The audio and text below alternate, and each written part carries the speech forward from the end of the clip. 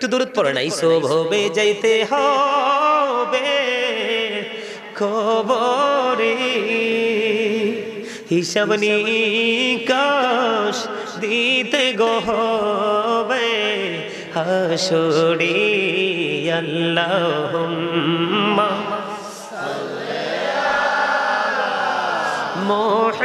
মুহাম্মাদ ওয়া আলা আলি মুহাম্মাদ ওয়া আলা আলি মুহাম্মাদ কারবা বাড়ি কারবা ঘর কারবা কি যখনই চলিয়ার যাবে প্রাণ পাখি আল্লাহুম্মা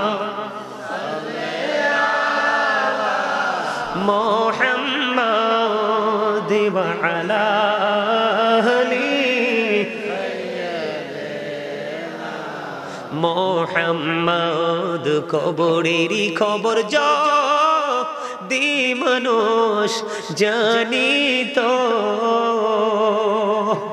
ঘর বাড়ি চারিয়ার সবাই পালাইতো আল্লাহুম্মা মোহাম্মদে মুহাম্মাদ ওয়া আলা আলি মুহাম্মাদ কান্দায়ো না প্রাণের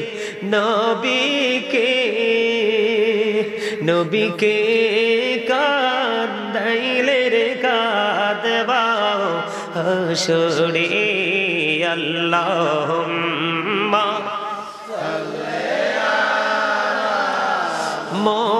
মুহাম্মাদ ওয়া আলা আলি মুহাম্মাদ মদিনারি মাটি যদি মোরা হইতাম নূরে নবীকে বুকে লইয়া রাখিতাম আল্লাহুম্মা মাশাআল্লাহ ওয়া আলা আহলি মুহাম্মদ তিনি কেটে তিনি বিক্রি করে তিনি ফ্যামিলি পরিবার মা বাবা সন্তানের খাবার জোগাতেন প্রতিদিন বন্ধু তিনি কাঠ কেটে সময় মতো আসেন একদিন তিনি কাঠ কাটতে কাটতে পাহাড়ে দেরি হয়ে গেল দেরি যখন হয়ে গেল বন্ধু কাঠ কেটে দেরি হলো বাড়ির মধ্যে চলে আসলো বাড়ির মধ্যে তিনি ছিল দুধের একটা প্রাণী তিনি যখন আজকে আসতে দেরি হয়ে গেল দুধটাও দোয়াইতে দেরি হয়ে গেছে কি হয়ে গেছে দুধটা দহন করতে দেরি হয়ে গেছে এদিক দিয়ে মা বাবা বন্ধু ঘুমিয়ে গেছে এখন ওই কাঠুরিয়া সন্তানটা দুধটা দহন করলেন সুন্দর করে একটা পাতিলের মধ্যে দুধটা দহন করে লইলেন বন্ধু হাদিস শরীফের মধ্যে সে বাবা যখন দুধটা দহন করলেন এবার ওনার সন্তান ওই কাঠুরিয়ার সন্তান বাবাকে বারবার ডেকে ডেকে বলছে বাবা গো দুধ দহন করেছে একটু দুধ খাইতে দাও না ওই কাঠুরিয়া ডেকে ডেকে বলে না না যতক্ষণ পর্যন্ত আমি আমার বাবা মাকে দুধ খাওয়াতে না পারবো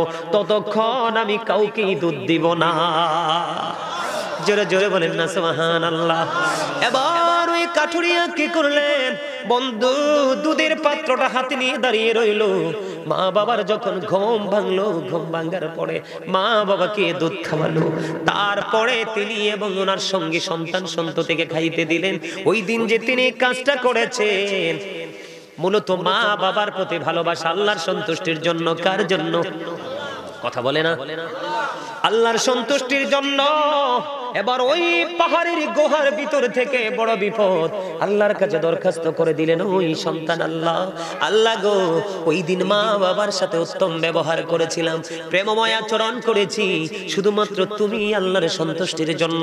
ওই দিনের আমল যদি তুমি কবুল করে থাকো গো, তাহলে আজকে তুমি আমাকে এই পাথরের বিপদ থেকে উদ্ধার করো। আল্লাহি, আল্লাহর কসম করে বলছি রে, দায়েম সেতির যুবক, পৃথিবীর কেউ জানে না সন্তানের বিপদ। সন্তানের মায়ের সাথে বাবার সাথে মিষ্টি ব্যবহার করেছে মালিককে রাজি করার জন্য।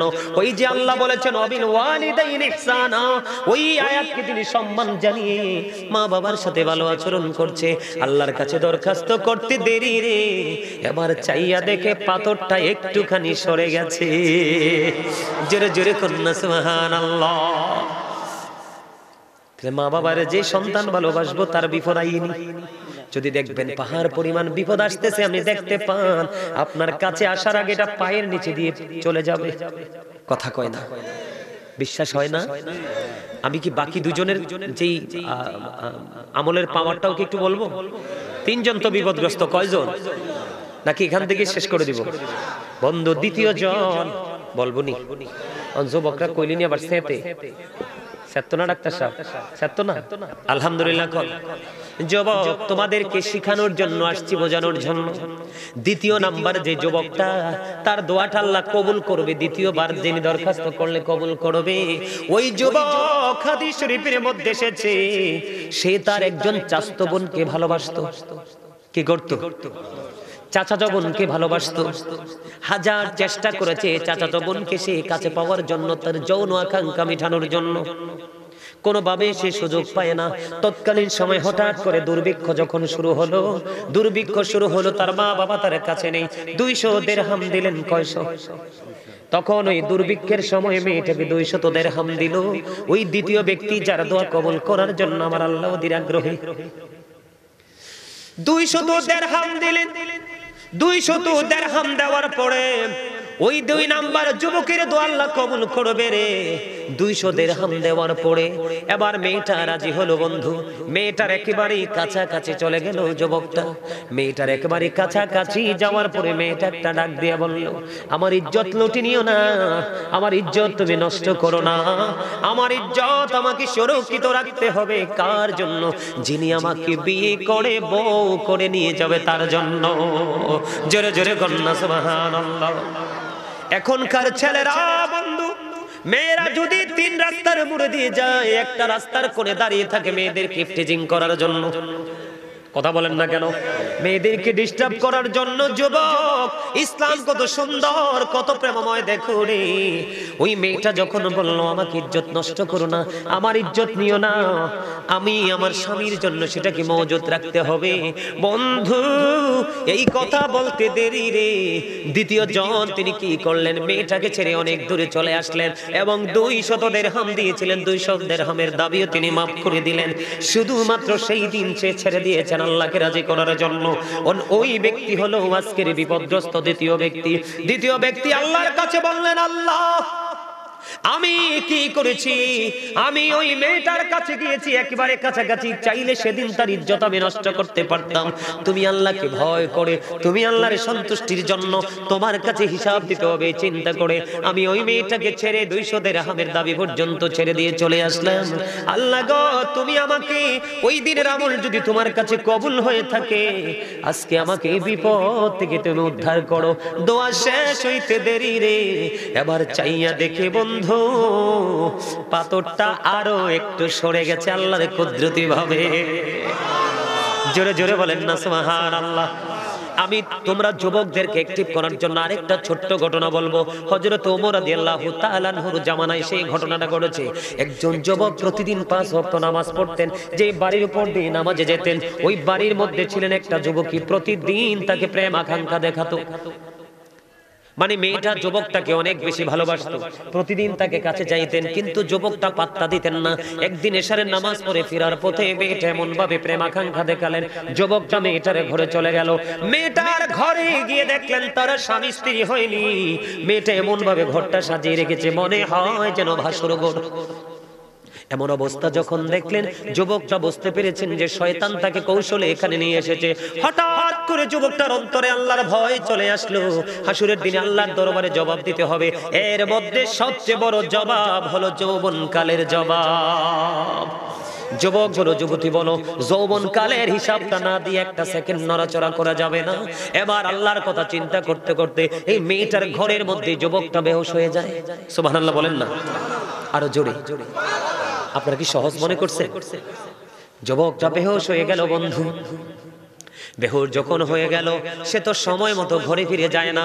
বাবা মা পাগলের মতো খুঁজতেছে, তারে খুঁজেও তো পায় না। এবার কি করবে? খুঁজতে খুঁজতে বেহুশ অচেতন ছেলেটাকে পাইলেন এই মেয়েটার ঘরে। মেয়েটার ঘরে যখন পাইল, মেয়েটার ঘরে বন্ধু পাওয়ার পরে এবার কি করলেন? তাকে বেহুশ অবস্থায় তাদের ঘরে নিয়ে গেলেন। ঘরে যাওয়ার পরে আল্লাহর কুদরতে ছেলেটার সেন্স ফিরে আসলো। সে ছেলেটার যখন হোশ ফিরে আসলো, ছেলেটাকে প্রশ্ন করলেন, বাবা তুমি কেমন করে গেলা? বাবা বিস্তারিত ঘটনা খুলে বলল। বন্ধু, ঘটনাটা খুলে বলতে দেরি রে, আবার সঙ্গে সঙ্গে ছেলেটা বেহুশ হয়ে যায়। এই বেহুশে সে পৃথিবী থেকে বিদায় হয়ে যায়, তার মানে মারা যায়। ইন্না লিল্লাহি ওয়া ইন্না ইলাইহি রাজিউন। যখন সে মারা গেল, মারা যাওয়ার পরে বন্ধু তাকে কবরে দাফন করলো। তারপরে হযরত ওমর রাদিয়াল্লাহু তাআলা আনহুকে ডাকা হলো। আসার পরে জলদি করে বিস্তারিত ঘটনা বলা হলো। এবার বলার পরে ওমর রাদিয়াল্লাহু তাআলা আনহু ডাক দিয়ে বললেন, চলেন তার কবরের পাশে যাই। তার কবরের পাশে গেলেন। যাইয়া হযরত ওমর বলতেছে, যেই বান্দা পাপ করতে গিয়ে ফিরে আসবে রে আল্লাহকে ভয় করে, আল্লাহর কাছে হিসাব দিতে হবে চিন্তা করে, ওই বান্দা মৃত্যুবরণ করার সঙ্গে সঙ্গে তার কবরে দুইটা জান্নাতের সুখ বরাদ্দ দেওয়া হয়। হযরত ওমর রাদিয়াল্লাহু তাআলা আনহু বলে দিলেন। হযরত ওমর বলতে দেরি রে, ওই কবর থেকে, যুবকের কবর থেকে হঠাৎ করে আওয়াজ বের হলো। ওই যুবক ডাক দিয়ে বলতেছে, ও খলিফাতুল মুসলিমিন, আপনি যা বলেছেন তাই সত্য, আমাকে কবরে রাখতে দেরি গো, আমার কবরে দুইটা জান্নাতের সুখ বরাদ্দ আছে। আমার রাসূল বলেছেন, আল কবরু রাওজাতুম মির রিয়াদিল জান্নাতি আও হুফরাতুম মিন হুফারিন নার। আমার রাসূল বলে দিয়েছেন, কবরটা জান্নাতের একটা বাগান হবে, জাহান্নামের একটা গর্ত হবে। যারা মুমিন, যারা আল্লাহকে ভয় করবা, তাদের নিয়ামত শুধু মরার পরে নয়, দুনিয়াতে তোমরা নিয়ামত পাবে। আল্লাহ রাব্বুল আলামিন বলেছেন, আল্লাযীনা আমানু, যারা ঈমান এনেছে, ওয়া কানু ইয়াত্তাকুন, এবং তাকওয়া অবলম্বন করেছে।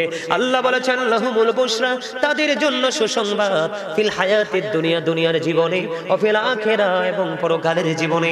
বন্ধু, তোমরা প্রথমত ঈমানদার হবা, তারপরে আল্লাহকে ভয় করবা।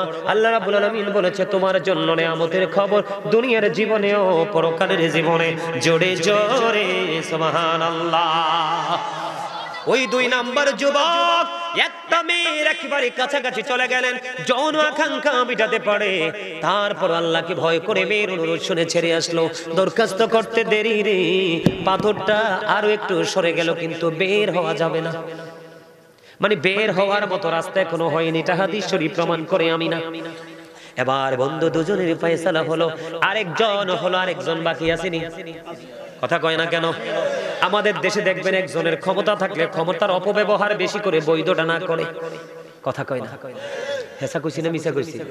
কাজ করাইয়া শ্রমিকের বেতন দেয় না, এই জন্য কোম্পানি পড়ে যায়। নির্দিষ্ট করে আল্লাহ রাসূলের আইন মেনে সম্পত্তির যাকাত দেয় না, এই জন্য গভীর সমুদ্রের তলদেশে তলিয়ে যায়। কথা কয় না? জন লাগে আমি বানাইয়া কই। শোনেন না, তৃতীয় জন যিনি ওনার ত্যাগ দেখেন, তৃতীয় জনের জীবনে আল্লাহর পছন্দের একটা আমল উসিলা করে তিনি দরখাস্ত দিলেন। ওই লোক, তিনি কাজ করিয়েছিলেন শ্রমিক দিয়ে, কাজ করাইছেন, পরে সব শ্রমিক তার কাজের বেতন নিয়ে নিল। একজন শ্রমিক তার বেতন না নিয়ে চলে গেল। অনেক পরে শ্রমিক একদিন ফিরে আসলো, আপনি আমার ওই দিনের মনিব ছিলেন গো, আমি আপনার কাজ করেছিলাম, কিন্তু বেতনটা তো নেইনি, আজকে এসেছি আপনার বেতনটা আমার নেওয়ার জন্য। বন্ধু, আল্লাহর কসম করে বলছি, তোমরা এখান থেকে শিক্ষা নাও। তিনি যখন বললেন, আমি আজকে এসেছি শ্রমিক বললেন আপনার কাছ থেকে আমি আজকে মজুরিটা বুঝে নেওয়ার জন্য। ওই তৃতীয় ব্যক্তিটা কি করলেন, একটা মাঠের দিকে দেখিয়ে দিলেন। কোন দিকে? একটা মাঠের দিকে দেখিয়ে দিল। ওই যে দেখো যত উট দেখা যায়, যত বকরি ভেড়া দেখা যায়, এই সবগুলো তোমার, তুমি নিয়ে যাও। ওই শ্রমিক বলতেছে আপনি কি ঠাট্টা করছেন আমার সাথে? না না, ঠাট্টা করিনি। তুমি যেদিন আমার কাছে বেতনটা রেখেছিলে কি করেছিলে? আমি হিসাব করেছিলাম আমার একজন রাখাল আমার কাছ থেকে বেতন ছাড়া চলে গেছে। কোথায় রে চলে গেল? আমি কি করলাম সেদিন থেকে তোমার এই মজুরির টাকাটা আমি ইনভেস্ট করেছিলাম। ইনভেস্ট করার পরে দেখবেন আপনি ইনভেস্ট করবেন, ছোট্ট একটা গাভীর বাচ্চা কিনবেন, 2 বছরের মাথায় দেখবেন ফুটফুটে বাচ্চা দিবে, যদি মালিক চায়, ঠিক না ঠিক? আরো 2 বছর পরে দেখবেন ওইটা যদি বাচ্চাটা যদি ওই বন্ধু মহিলা বাচ্চা, আরো 2 বছর পরে দেখবেন ওটা আবার সন্তান সম্ভবা হয়ে যাবে। কথা কয় না? এটা এই সম্পদগুলো হলো মুমিনের জন্য বড় নিয়ামত। ঠিক তেমনি ভাবে ওই মালিক ওই শ্রমিকের টাকাটা ইনভেস্ট করেছিল বন্ধু, 1টা থেকে 2টা, 2টা থেকে 3টা, 3টা থেকে 4টা, এরকম করতে করতে অনেকগুলো হয়ে গেল।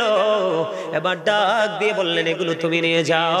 ওই তৃতীয় ব্যক্তি আল্লাহর কাছে ডেকে ডেকে বলে মালিক মালিক, আমি আমার শ্রমিকের বেতন তো খাইনি, কারণ আমি জানি তোমার কাছে হিসাব দিতে হবে, কানায় কানায় হিসাব দিতে হবে। তুমি বলেছো ইন্নামা তুশরাব্বিকা লাশাদীদ, তুমি বলেছো the seizing of Allah is difficult, আল্লাহর ধর, আল্লাহর পাকড়াও বড় শক্ত, বড় কঠিন। আল্লাহ বলেছেন ইন্নাল্লাহা সারিউল হিসাব, Allah is quick to take account, Allah হিসাব গ্রহণে অত্যন্ত তৎপর। মনিব, আমি জানি আমার হিসাব দিতে হবে, এই জন্য তোমার সন্তুষ্টির জন্য আমি ইনভেস্ট করেছিলাম। ওই দিন সবগুলো সম্পদ ওই শ্রমিককে বুঝিয়ে দিয়েছি শুধুমাত্র তোমার সন্তুষ্টির জন্য। ওই দিনের আমল যদি তুমি কবুল করে থাকো গো, তাহলে আজকে এই বিপদ থেকে উদ্ধার করে দাও। বন্ধু এই দোয়া শেষ হইতে দেরি রে, সঙ্গে সঙ্গে পুরো পাথরটা সরে গেল। 3 জন লোক নির্দ্বিধায় এখান থেকে বের হয়ে গেল। এর মধ্যে প্রথম দোয়া কবুল হয়েছে মা বাবার প্রেমিক সন্তানের। ভালোবাসার দরকার আছে না নাই? আরো জোরে। আপনারা জানেননি একখান কথা কইতাম নি, শবে বরাতের রাত গেছিনি আপনারা আমার মধ্যখান থেকে, আপনারা বিশ্বাস করেননি, শবে বরাতে পালন করছেননি, নামাজ পড়ছেননি, জিকির করছেননি, কোরআন তেলাওয়াত করছেননি, সবই তো করেছেন। মারহাবা। শবে বরাতের পক্ষে সবাই নি। আচ্ছা, আমার রাসূল কহে শাবানুশ শাহরি, শাবান হলো আমার মাস, রজব শাহরুল্লাহ, রজব হলো আল্লাহর মাস, ও রমাদানু শাহরু উম্মতি, রমজান মাস হলো আমার উম্মতের মাস। বলে হুজুর শাবান তো চলে গেছে, আসছে সামনে রমজান, আপনি শাবানে ফিরে গেলেন কেন? আপনাদেরকে বোঝার জন্য।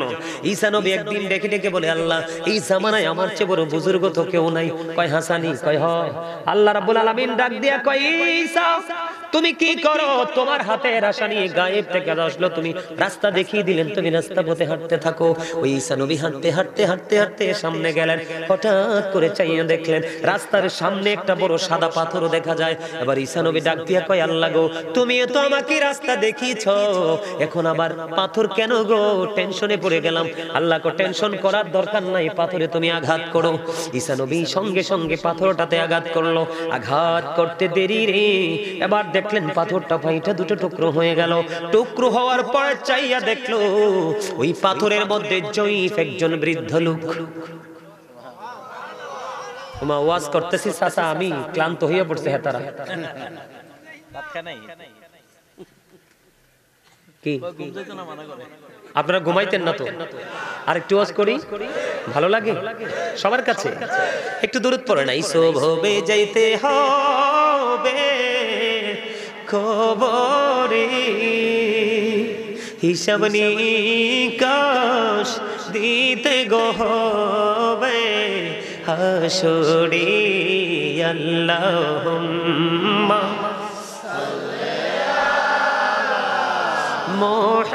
মুহাম্মাদ ওয়া আলা আলি মুহাম্মাদ ওয়া আলা আলি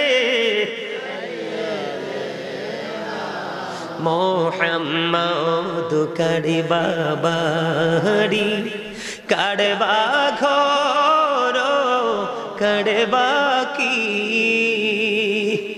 যখনই চলিয়ার যাবে প্রাণ পাখি আল্লাহুম্মা মুহাম্মাদ ওয়া আলা আলি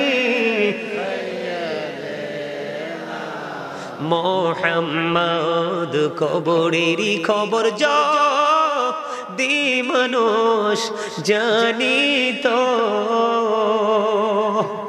ঘর বাড়ি চারিয়ার সবাই পালাইতো আল্লাহুম্মা মোহাম্মদে মুহাম্মাদ ওয়া আলা আলি মুহাম্মাদ। কান্দায়ো না প্রাণের নবীকে কান্দাইলে রে কাঁদবাও হাসরে আল্লাহুম্মা মুহাম্মাদ ওয়া আলা আলি মুহাম্মাদ। মদিনারি মাটি যদি মোরা হইতাম নূরে নবীকে বুকে লইয়া রাখিতাম আল্লাহুম্মা মাশাআল্লাহ ওয়া আলা আহলি মুহাম্মাদ।